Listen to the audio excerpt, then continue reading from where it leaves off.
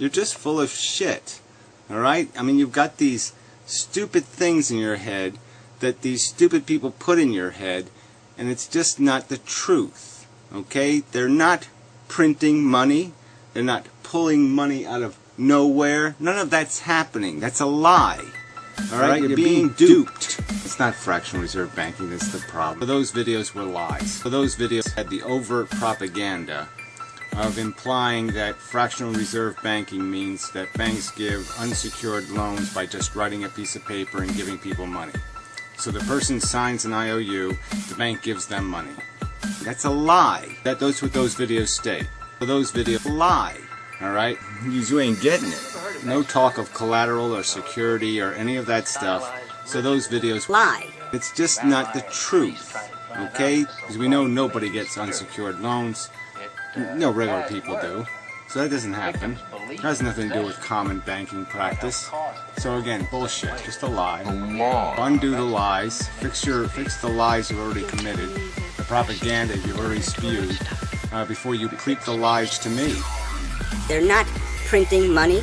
They're not pulling money out of nowhere. None of that's happening. That's a lie.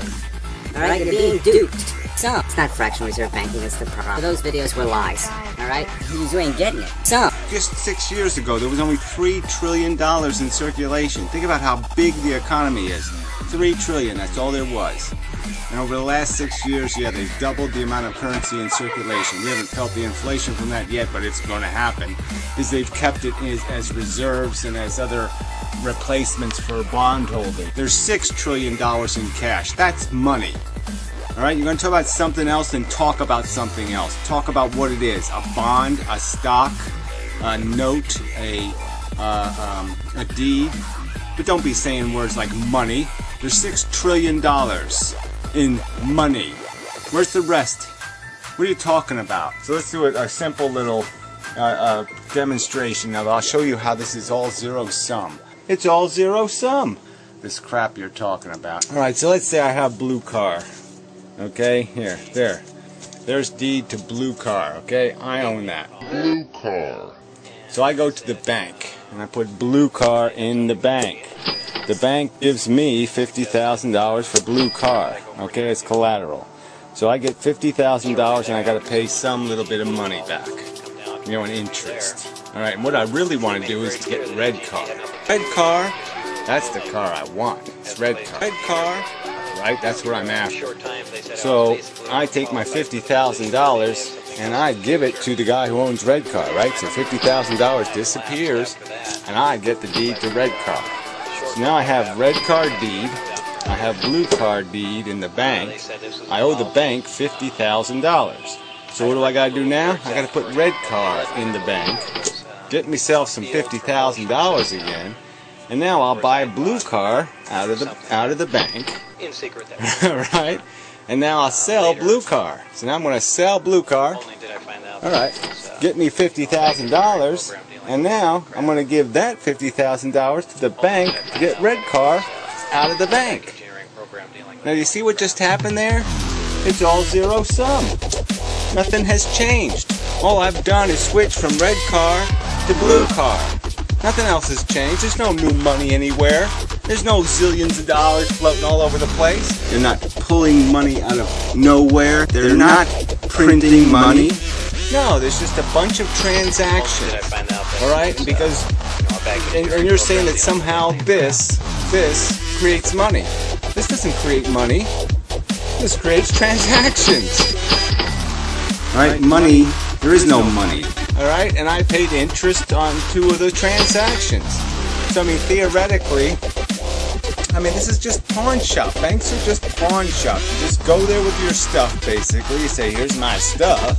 Give me some cash, please, so I can go make me some deals.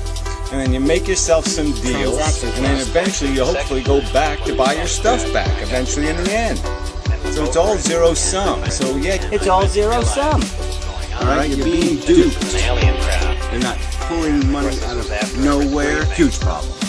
Then you're an idiot. If you think that's what we're floating on here, if you think that's the thing that's sinking, then you're silly. Because you ain't getting it.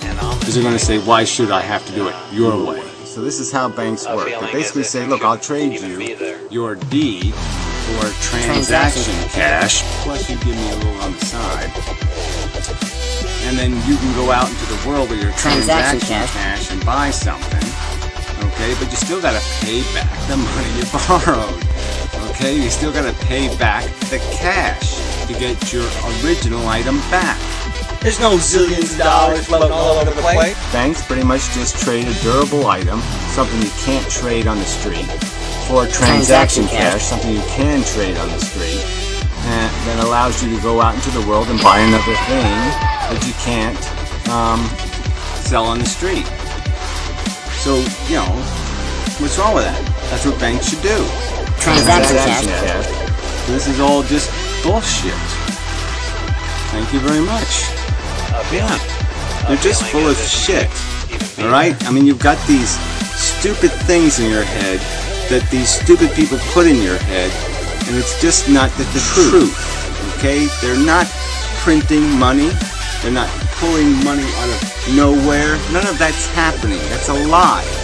Alright? You're being duped. I really think I've done this enough. But we'll see where it goes.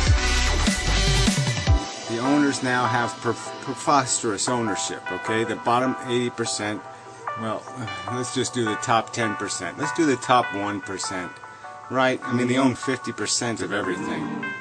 So, yeah, that's a huge problem. Huge problem. Since 1970, the median wages of the bottom 80% haven't changed at all. The salary is still $31,000. So now we know that cars are about 10 times more expensive, right? You could buy a Volkswagen in 1970 for $1,200. You know, housing preposterously more expensive. A loaf of bread is 6 times more expensive. A gallon of milk is 4 times at least more expensive. A gallon of gasoline is about, what, 30 times more expensive? So, yeah. The income earnings aren't going to be able to buy anything till you fix that wage problem.